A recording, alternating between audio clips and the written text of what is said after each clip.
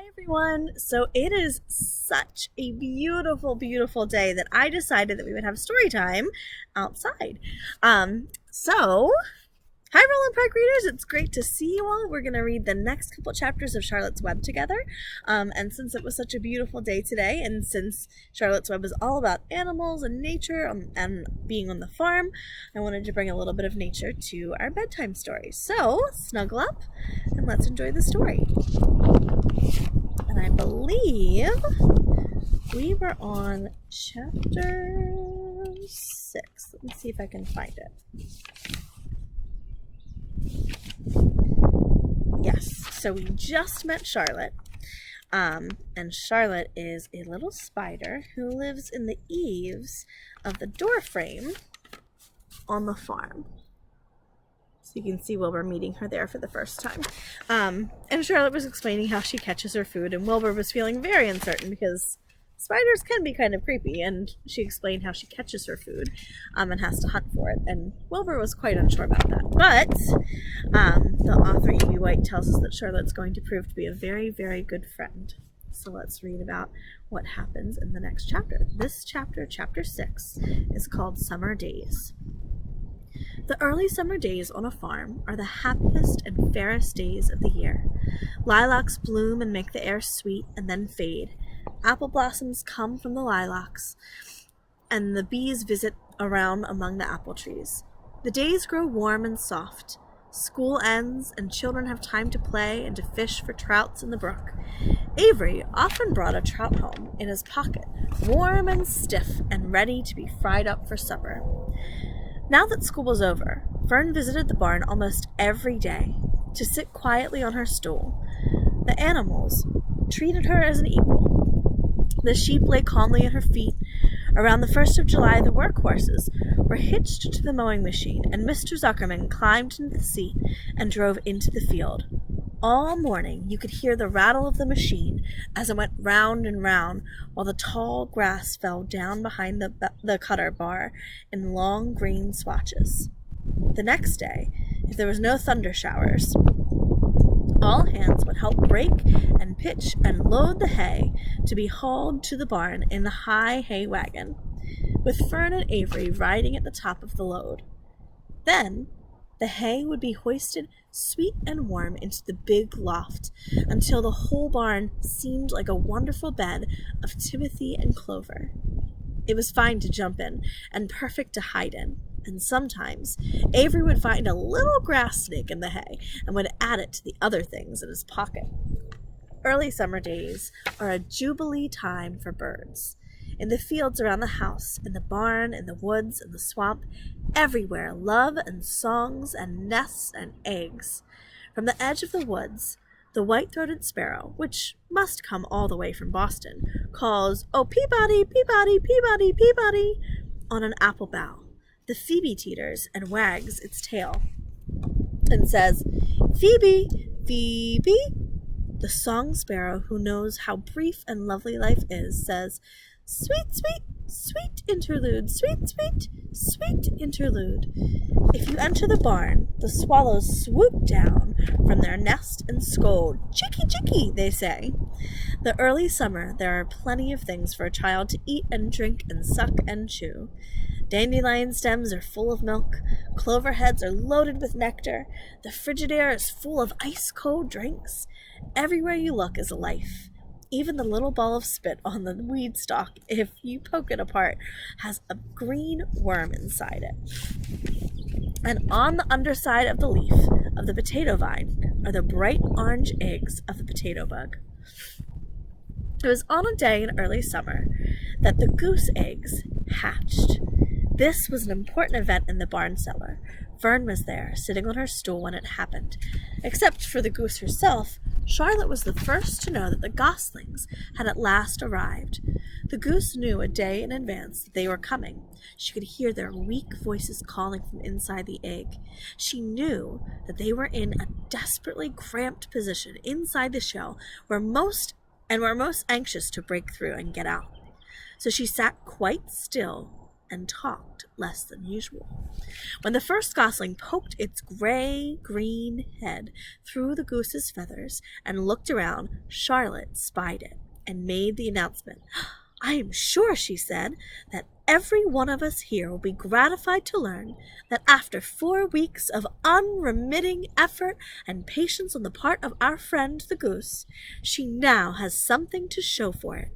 The goslings have arrived. May I offer my sincere congratulations." "Thank you, thank you, thank you," said the goose, nodding and bowing shamelessly. "Thank you," said the gander. "Congratulations," shouted Wilbur. "How many goslings are there? I could only see one." "There are 7," said the goose. "Fine," said Charlotte. 7 is a lucky number." "Luck had nothing to do with this," said the goose. "It was good management and hard work." At this, Templeton showed his nose from his hiding place under Wilbur's trough. He glanced at Fern and crept cautiously toward the goose, keeping close to the wall. Everyone watched him, for he was not well liked and not trusted. "Look," he began in a sharp voice, "you say you have 7 goslings. There were 8 eggs. What happened to the other egg? Why didn't it hatch?" "It's a dud, I guess," said the goose. "What are you going to do with it?" continued Templeton, his little round, beady eyes fixed on the goose. "You can have it," replied the goose. "Roll it away and add it to that nasty collection of yours." Templeton had a habit of picking up unusual objects around the farm and storing them in his home. He saved everything. "Certainly, certainly," said the gander. "You may have the egg. But I'll tell you one thing, Templeton. If I ever catch you poking your ugly nose around our goslings, I'll give you the worst pounding a rat ever took." And the gander opened his strong wings and beat the air with them to show his power. He was strong and brave, and the truth is, both the goose and the gander were worried about Templeton, and with good reason. The rat had no morals and no conscience, no scruples, no consideration, no decency, no milk of rodent kindness, no compunctions, no higher feeling, no friendliness, no anything. He would kill a gosling if he could get away with it. The goose knew that. Everybody knew it.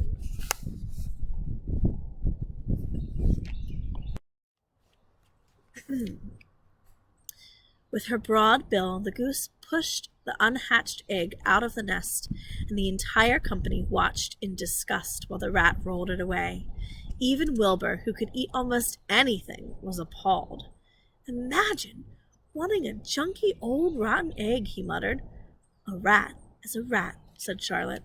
She laughed a tinkling little laugh. "But, my friends, if that ancient egg ever breaks, this barn will be untenable." "What's that mean?" said Wilbur. "It means nobody will be able to live here on account of the smell. A rotten egg is a regular stink bomb." "I won't break it," snarled Templeton. "I know what I'm doing. I handle stuff like this all the time." He disappeared into his tunnel, pushing the goose egg in front of him. He pushed and nudged till he succeeded in rolling it to his lair under the trough.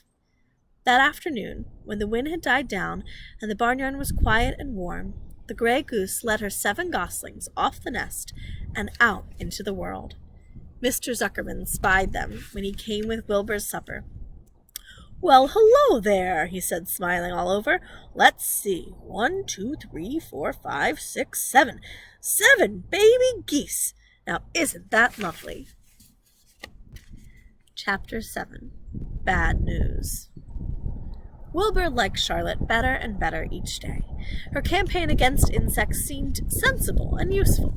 Hardly anybody around the farm had good words to say for a fly. Flies spent their time pestering others. The sheep loathed them. Mr. and Mrs. Zuckerman were always complaining about them and putting up screens. Wilbur admired the way that Charlotte managed them.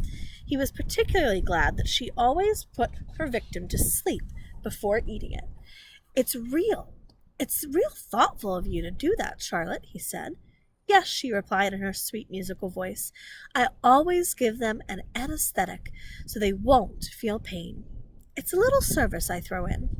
As the days went by, Wilbur grew and grew. He ate 3 big meals a day, and he spent long hours lying on his side, half asleep, dreaming pleasant dreams. He enjoyed good health, and he gained a lot of weight.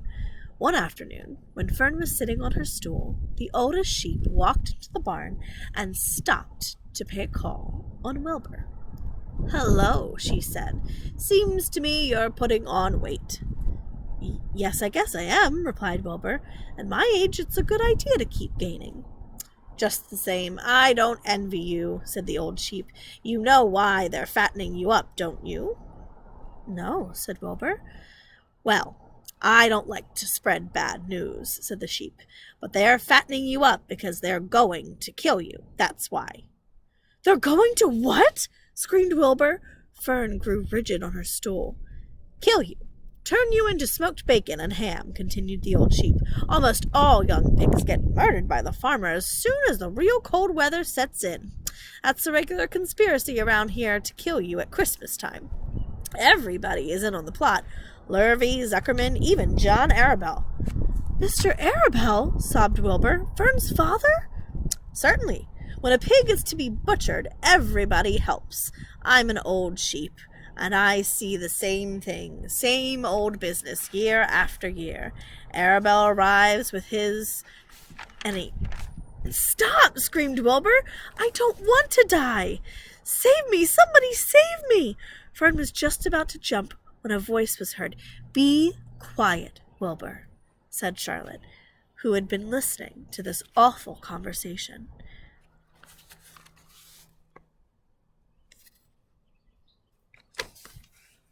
"I can't be quiet," screamed Wilbur, racing up and down. "I don't want to be killed. I don't want to die. Is it true what the old sheep says, Charlotte? Is it true? They are going to kill me when the cold weather comes?" "Well," said the spider, plucking thoughtfully at her web, "the old sheep has been around this barn a long time. She has seen many a spring pig come and go. If she says they plan to kill you, I'm sure it's true. It's also the dirtiest trick I ever heard of. What people don't think of." Wilbur burst into tears. "I don't want to die," he moaned. I want to stay alive right here in my comfortable manure pile with all my friends. I want to breathe the beautiful air and lie in the beautiful sun." "You're certainly making a beautiful noise," snapped the old sheep. "I don't want to die," screamed Wilbur, throwing himself to the ground. "You shall not die," said Charlotte briskly. "What? Really?" cried Wilbur. "Who's going to save me?" "I am," said Charlotte. "How?" asked Wilbur. "That remains to be seen. But I am going to save you, and I want you to be quiet, and quiet down immediately. You're carrying on in a childish way. Stop your crying. I can't stand hysterics." And that is where we'll stop for tonight. So the next chapter, when you tune in tomorrow, will be Chapter 8, A Talk at Home. For tonight, sweet dreams and happy reading.